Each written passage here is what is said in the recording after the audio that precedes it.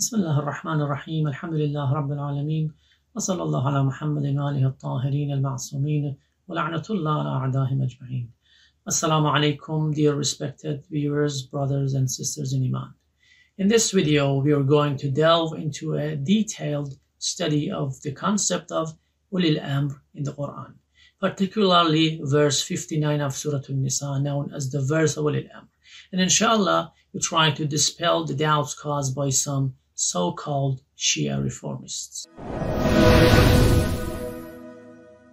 Before we start, I want to draw your attention to the fact that these reformists, despite claiming to be Quran-centric, non-denominational Muslims who tend Shia, and despite their target audience being mostly 12ers, most of the time promote Sunni arguments and viewpoints, although in many cases those arguments are inconsistent with the Quran. In addition, they have a special methodology to attack 12ers that consists of boasting a lot about prioritizing the Quran and only accepting those hadiths that conform their understanding of the Quran, and is dismissing any hadith that they think do not conform to the Quran with the charge of forgery, even if that hadith was narrated by both Sunnis and Shias or was mass transmitted. Hence, we'll focus more on Quranic and rational evidence in our response to them. This speaker interprets the word Ulil Amr as any random ruler who the believers of the community have appointed or paid allegiance to, or anyone who has authority, such as the officials of the Prophet's state in Medina, such as the zakat collection agents. An interpretation very similar to that of Sunnis. Based on his definition of Ulil Amr, many questions arise, such as who are the Ulil Amr in our time in different countries such as India, Pakistan, Syria, or the UK, and what happens to Muslims with two nationalities. Which Ulil Amr or ruler should they be obedient to, especially when their commands contradict each other or when there is a war between the two countries? Surprisingly, this speaker has taken this verse out of its context and tries to push his interpretation. It seems he has neglected the presence of the definition article al within the word Ulil Amr. The phrase Ulil Amr consists of three words. Uli, which means the owners of, the article al, and Amr, which means authority or command. As anyone with some knowledge of Arabic literature knows, the article al that precedes the word Amr in the word Ulil Amr refers to a previously mentioned authority. The nearest previously mentioned authority can be found in the previous verse, verse 58, where Allah subhanahu wa ta'ala has addressed certain rulers and leaders. So Al-Amr refers to rulership and leadership, which encompasses all the authority over people, such as governing, enforcing the laws, judgment, and dispute resolution. Putting them all together, Ulil Amr means the owners of all the authority. Therefore, Ulil Amr does not refer to those granted limited authority, like zakat collection agents in the Prophet's state. So Ulil Amr can only be a reference to the Prophet's successors, those who have the right to be at the helm and be the leader of the Ummah after the Prophet. Of course, this verse does not talk about random rulers and leaders. Rather, based on Quranic evidence that will explain, certain rulers and leaders with specific attributes are intended. It's noteworthy that if those vested with limited authority, as he claimed, were intended in this verse, the wording of the verse instead of Ulil Amr had to be Uli Amrin, without the article al. Let's study this verse from the beginning together. Although the wording of the verse could be Obey Allah and the Messenger and the Ulil Amr, Allah separated his obedience to imply his intrinsic right to be obeyed, and then ordered the believers to obey the Messenger and the Ulil Amr using one obey verb for both of them. Anyone familiar with Arabic grammar knows that when two nouns are connected by a conjunction waw, which is equal to and a verb precedes the first noun, this grammatical structure implies the repetition of the same verb before the second noun. In this verse, Allah has connected ulil amr to the messenger with a conjunction waw using one imperative verb ati'u equal to obey before the word al-rasul or the messenger. Applying this grammatical ruling in this verse, we clearly understand that we are ordered to obey the ulil amr exactly the same way that we are ordered to obey the Prophet. And the obedience to ulil amr is of the same caliber as the obedience to the Prophet. Since obedience to the Prophet is absolute and unconditional due to his infallibility, it logically follows that obedience to ulil amr must also be absolute and unconditional. Therefore, the ulil amr must also be infallible. Even the famous Sunni scholar and exegete of the Quran, Fakhruddin al-Razi, has inferred the infallibility of ulil amr from this verse of the Quran. Hence, ulil amr does not refer to the government officials of the Prophet's estate or the self-proclaimed caliphs after the Prophet. As historically speaking, the Prophet delegated limited affairs and positions of government to different individuals the same way any worldly ruler does, but in no case did the Prophet grant them with all the affairs, nor order people to obey those individuals and agents absolutely and unconditionally, the way the wording of this verse tells us. Let me give you an example to help you better understand. Imagine you own a car and you hire a driver and delegate the limited authority of using and driving your car to him at certain hours of the day to take you to your workplace. Is this driver considered the owner of the car? Definitely not. Rather, you are the owner.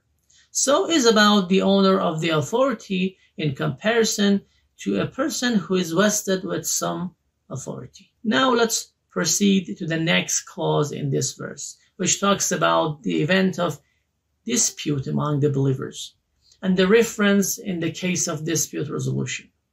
In this part, most of the Sunni scholars and this so-called Shia speaker had made a mistake and presented the tafsir bil-ra'i, meaning a flawed interpretation due to one's ignorance or whim.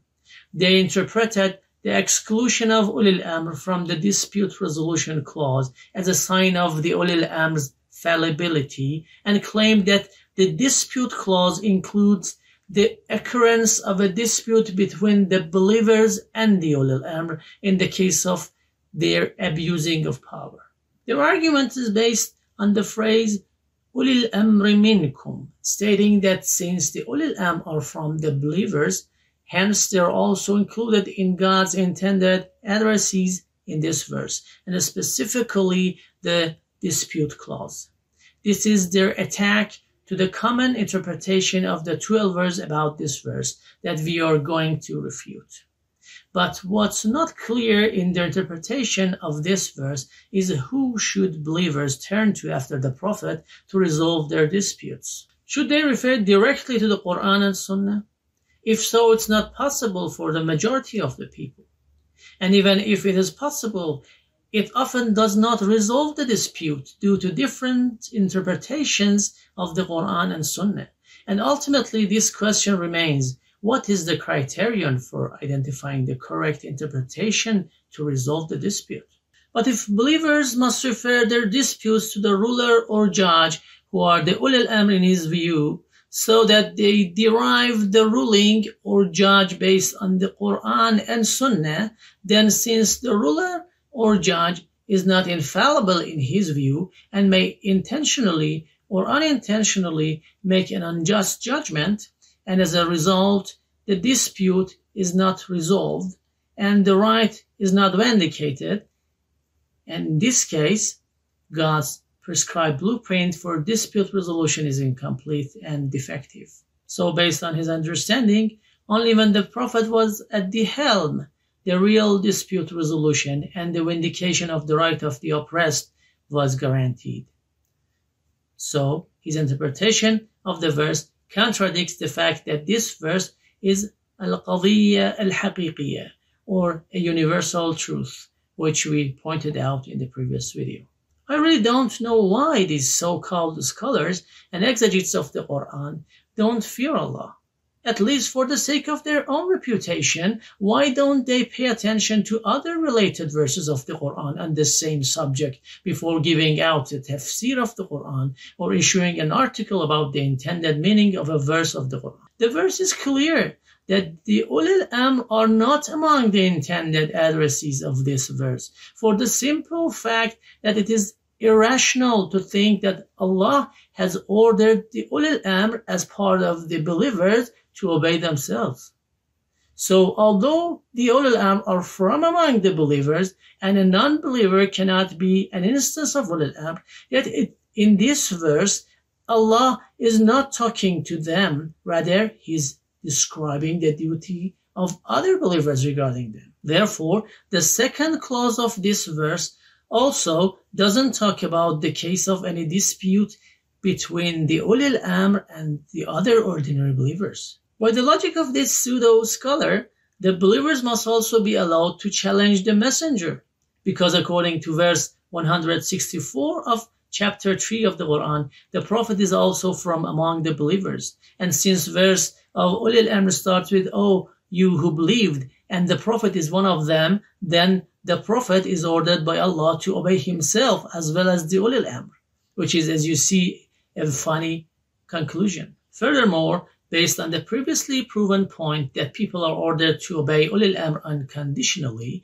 the dispute mentioned in this verse must be between the people themselves, because it is meaningless to allow people to have any dispute with an infallible person whom they must obey unconditionally. Now, to answer this question of why are the Ulul Amr excluded from the dispute resolution clause in this verse, we have to first see whether, in the case of dispute, this verse orders people to refer to the person of God and His messenger, or to their hukm and ruling. The answer is, since it is irrational to order the people to refer to the person of God for dispute resolution, and the person of the messenger is not accessible after his demise, we understand that referring to the ruling of God and His messenger is intended in this verse, which is the Quran and Sunnah. And since Ulul Amr, despite having the authority of dispute resolution as one of the authorities related to their leadership,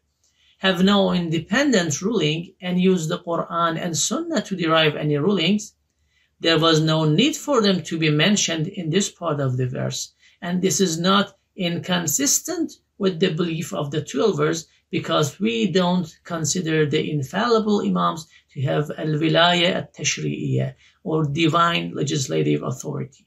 For those of you who may still have doubts about the wisdom behind the exclusion of the Ulul Amr from the dispute resolution clause of this verse, I want to draw your attention to another verse of the Quran that talks about the Ulul Amr, and how good it was if those who want to speak for others about Ulul Amr would take a look at verse 83 of Surah An-Nisa 2 and put it beside verse of Ulul Amr to gain a complete picture and not spread falsehood and ignorance.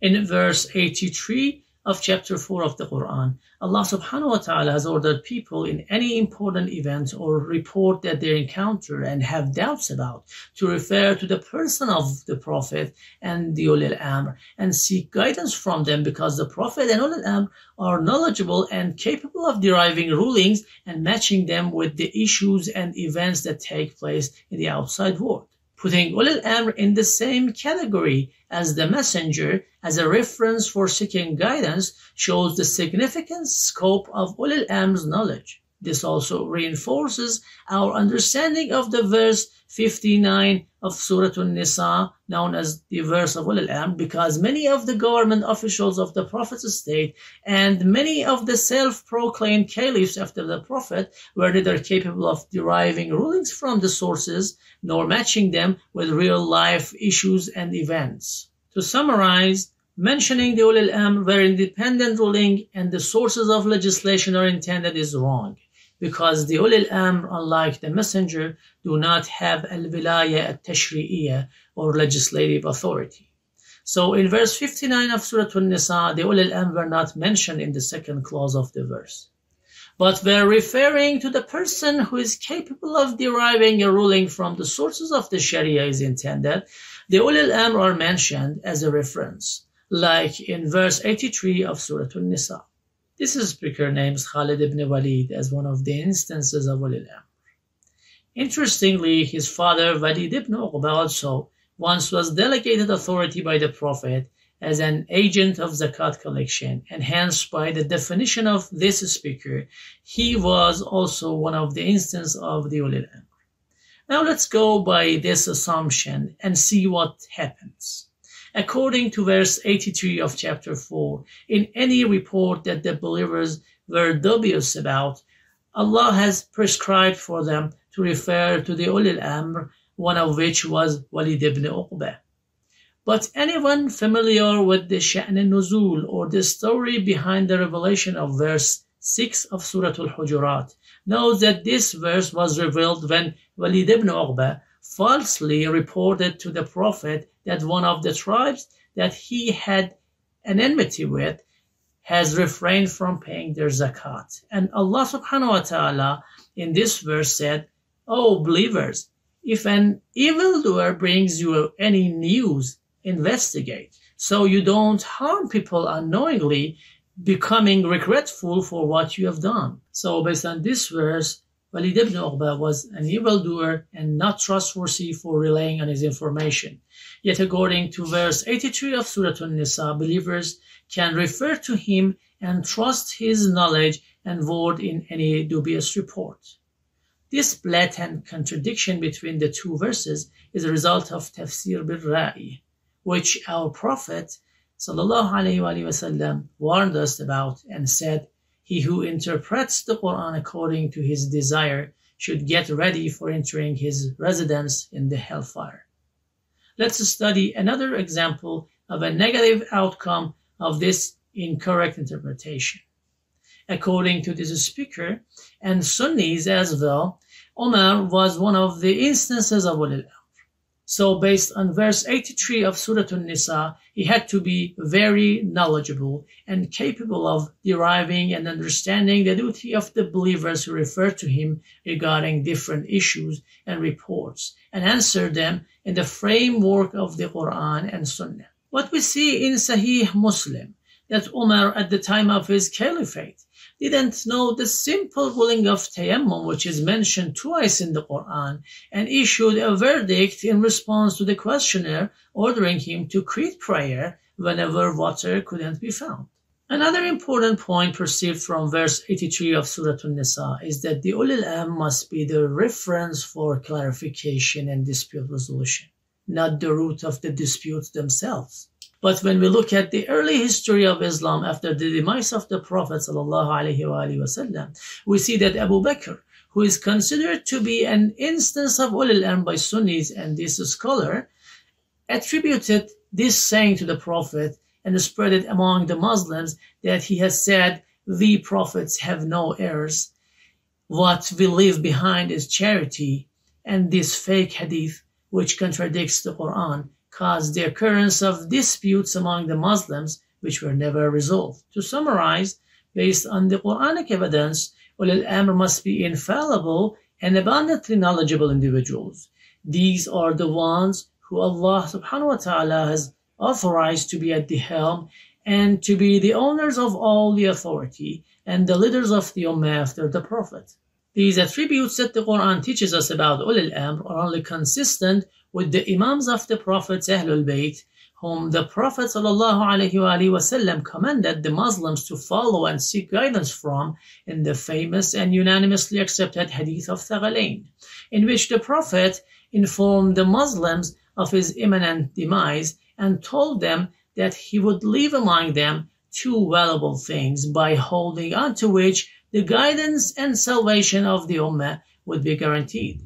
These two are the Quran and individuals from the Prophet's Ahlul Bayt who will never separate themselves from the Quran. This statement of the Prophet clearly demonstrates the infallibility of the Ahlul Bayt and their vast knowledge, as they are on the same level and partner with the Quran in guiding people. Furthermore, just as the Quran is free from error and falsehood, these individuals from the Prophet's Ahlul Bayt who never deviate from the Quran in their words, actions, and beliefs are infallible. There might be a possible objection to our argument, saying you claim that the Imams of the Ahlul Bayt are the only instances of the Ulil Amr, and you define the word Ulil Amr as rulers and leaders, where most of your Imams except Imam Ali and Imam Hassan never ruled. The answer is the word Ulil Amr, as we explained, means the owners of the rulership and leadership, and this title conforms to the 12 Imams, even though their right to rule was violated by others. The same way, when someone steals your car, you are still considered the owner of the car. One last point. The very fact that there's a disagreement between us and this speaker, although the arguments of both sides are mainly based on the Quran, shows that understanding the Quran is not as easy as they insist on, and that a person, despite being familiar with the Arabic language and having some religious studies, may easily fall prey to the illusion of correct understanding of the Quran. This clarifies the importance of referring to the true interpreters and the heirs of the knowledge of the Quran, namely the Ahlul Bayt alayhimus salam. Now let's be fair and see who is decontextualizing the verse of Ulil Amr and imposing his interpretation of the Quran to sell his agenda. At the end, I mention a hadith narrated from Amirul Mu'mineen, Imam Ali alayhi salam, that says, لو سكت الجاهل ما اختلف الناس. If the ignorant would remain silent, people would not disagree on any matter. Wassalamu alaikum wa rahmatullahi wa barakatuh.